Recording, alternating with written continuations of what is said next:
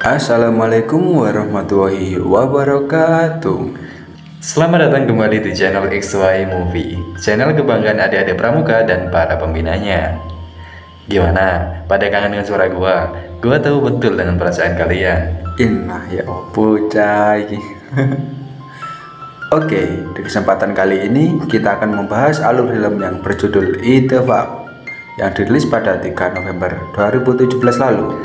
Bagi kalian para penyuka film thriller misteri, kami sangat merekomendasikan film ini karena film ini menceritakan tentang terjadinya 2 kasus pembunuhan dalam satu malam saja dan sangat mengharuskan kami untuk berpikir lebih keras dalam mencari tahu siapa pelaku yang sebenarnya. Disutradarai oleh A.P. Chopra dan diperankan oleh Siddharth Malhotra, Akshay Khanna, Sonakshi Sinha, dan beberapa pemeran pendukung yang kebetulan diajak syuting. Wes ta ngono ae. Iya wes ngono ae bang, tek sentak ya sana. Halah, intro aja, intro. Ya wes.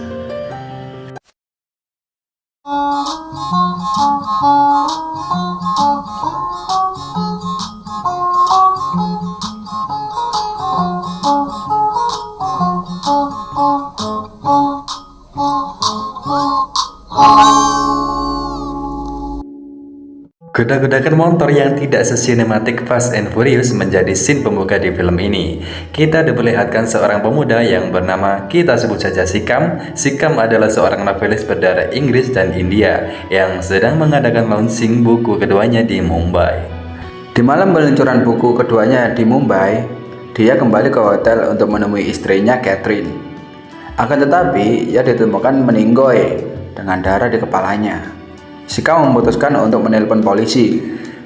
Polisi mencurigai bahwa Sikam yang membunuhnya. Karena takut atas tuduhannya, Sikam melarikan diri. साथ नहीं ले जा सकते ना, तो आपको ही चलना पड़ेगा। Polisi mengejarnya sehingga membuat Sikam panik dan menabrak pembatas jalan hingga mobilnya terbalik.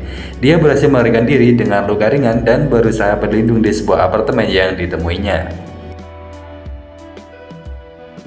Di malam itu, ada seorang ibu rumah tangga yang kebetulan masih muda, yang bernama Mbak Maya. Ia tinggal di apartemen yang sama. Melihat sebuah mobil polisi di luar dan bergegas meminta bantuan. Polisi masuk ke dalam apartemen dan menemukan Sikam berdiri di samping tubuh suami Mbak Maya, yaitu kita sebut saja Sunar, yang telah dibunuh. Dengan demikian, Sikam terjerat 2 kasus yang terhubung dan polisi membawanya ke kantor polisi. Di sisi lain, Dev, seorang polisi yang bertugas untuk menangani kasus yang dalam Sikam, sedang menuju lokasi. Dengan kejelian matanya, dia berasumsi bahwa Sunar terbunuh atas benda tumbul dan menemukan sebuah barang bukti serta beberapa foto yang telah rusak. Dev memutuskan untuk menginterogasi Sikam dan Mbak Maya. Mantep ini, saling mengeluarkan alibi. दिमाग खराब है क्या? सर वो एक्चुअली हुआ क्या ना sir, Sikam menjelaskan bahwa dia lari dari polisi karena ia dituduh membunuh istrinya. Istrinya tidak menghadiri peluncuran buku karena tidak enak badan, sehingga mengharuskan Sikam berangkat ke acara peluncuran bukunya seorang diri. Sikam sengaja pulang lebih awal karena khawatir akan keadaan istrinya, dan ia dikejutkan dengan kematian istrinya. Masuk akal ini. Oke, alibi yang kedua. Saat Sikam melarikan diri dari kejaran polisi di sebuah apartemen yang ia jumpai, Sikam bertemu dengan Mbak Maya di depan pintu apartemennya sembari membuang sesuatu di kotak sampah. Sikam meminta bantuan pada Mbak Maya agar ia mau meminjamkan HP-nya untuk menghubungi dokter karena ia merasa sakit yang sangat luar biasa. Sikam masuk ke flatnya dan mendapati meja kaca ruang tamu hancur berantakan. Maya memberitahunya bahwa dia tidak sengaja menjatuhkan vas bunga di atas meja. Sikam juga memperhatikan bahwa pintu kamar tidur terkunci dari luar. Sembari menikmati minuman, Mbak Maya berusaha merayu Sikam, namun iman Sikam memiliki double protection. Bel pintu berbunyi, suami Mbak Maya masuk dan diperkenalkannya pada Sikam. Sikam menemukan bingkai foto di dalam ruangan dan menyadari bahwa pria tersebut bukan suaminya, namun selingkuhannya. Waduh. Sikam berusaha melarikan diri, namun pria itu memukulnya tepat pada kepalanya dengan menggunakan tempat lilin yang membuat ia kehilangan kesadarannya. Sikam terbangun dan menemukan tubuh suaminya Mbak Maya berada di sampingnya. Yang saat itu juga polisi tiba dengan Mbak Maya. Oke.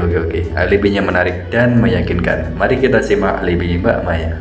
बेकार देख सकती हो No, I'm afraid that's impossible. Bel pintu Mbak Maya berbunyi. Dia bergegas membuka pintu dan melihat Sikam. Dia sedikit terluka dan meminta bantuan. Mbak Maya membiarkan masuk. Sampai kemudian Mbak Maya melihat berita di TV mengenai Sikam yang telah membunuh istrinya. Lantas Sikam mengeluarkan pisau dan mengalahkannya, lalu mengobrak-abrik meja kerja suaminya seolah sedang mencari sesuatu. Mbak Maya meminta izin pada Sikam untuk meminum segelas air mergo gulune ngworong. Sikam pun mengizinkannya. Di sini terlihat Mbak Maya mengambil sebuah senter kecil dan disinggitno. Ngobrol singgitno iku. Kemudian Mbak Maya kembali izin ke kamar mandi. Mbak Maya berusaha memberi kode kepada satpam. Akan tetapi satpam ini motone bilo. Polisi mendapatkan sebuah kabar bahwa korban pemerkosaan yang bernama Sandia telah melakukan bunuh diri karena Sikam menulis buku keduanya mengenai insiden tersebut. Dan berharap buku keduanya tidak mengalami kegagalan, dia membocorkan identitasnya sehingga mampu menimbulkan sebuah gebrakan. Setelah itu, pemeriksaan tubuh Catherine menjelaskan bahwa dia telah meninggal karena serangan jantung. Kemudian tim forensik memberitahu Dev bahwa Sunar diserang oleh seseorang yang tingginya 6 kaki, di mana Sikam memiliki tinggi 6,1 cm jari. Dengan begitu, Sikam dinyatakan bersalah, namun Dev masih bimbang. Keesokan harinya, foto-foto yang dibakar Mbak Maya telah selesai dipulihkan. Di sini terlihat jelas bahwa Mbak Maya difoto sedang bersama dengan pria lain yang juga memiliki tinggi sekitar 6 kaki. Sehingga Dev mulai merasa bahwa persepsi Sikam itu benar adanya dan mulai mencurigai Mbak Maya dan selingkuhannya yang bernama kita sebut saja Cikrak. Dev berasumsi bahwa Cikrak membunuh Sunar pada saat Sunar memberikan foto tersebut kepada mereka.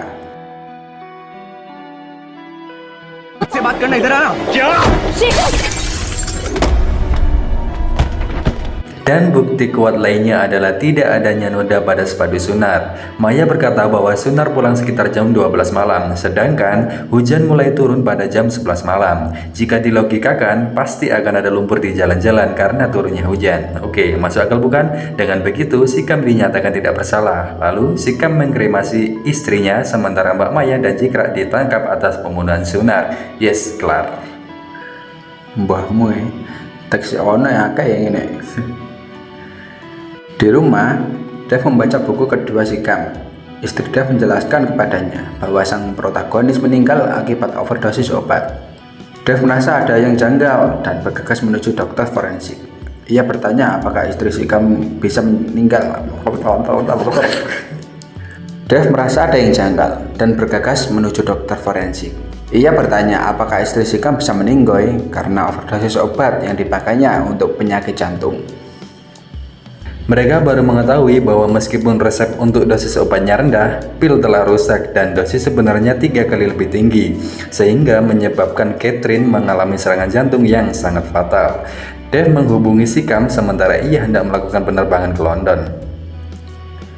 Di telepon, Sikam mengaku telah membunuh Catherine dan juga Sunar.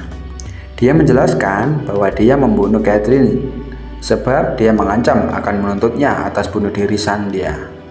Saat polisi tiba di rumahnya, Sikam melihat ada telepon dari Sunar di HP milik Catherine yang merupakan seorang pengacara untuk kasus terhadapnya. Jadi, ia pergi ke apartemen Mbak Maya itu bukanlah sebuah kebetulan, tapi memang itu adalah rencananya. Sikam pergi ke rumah Sunar dan mendapatkan untuk menghancurkan Sikam pergi ke rumah Sunar untuk mendapatkan dan menghancurkan dokumen hukum atas kasus itu. Ketika Mbak Maya pergi meminta pertolongan, dia membunuh suaminya dan mendapatkan foto dirinya dengan selingkuhannya ketika mencari dokumen legal. Dia membakar foto-foto tersebut dan membuangnya ke kotak sampah. Kemudian menciptakan sebuah cerita spektakuler yang mampu membodohi babang polisi. Dia menjelaskan bahwa dia telah mengkremasi tubuh istrinya beserta semua bukti yang tersisa. Dev berusaha menghentikan penerbangan Sikam, akan tetapi semua perjuangannya sia-sia. Wes, Biar ending yang cukup mengsi-kampretkan.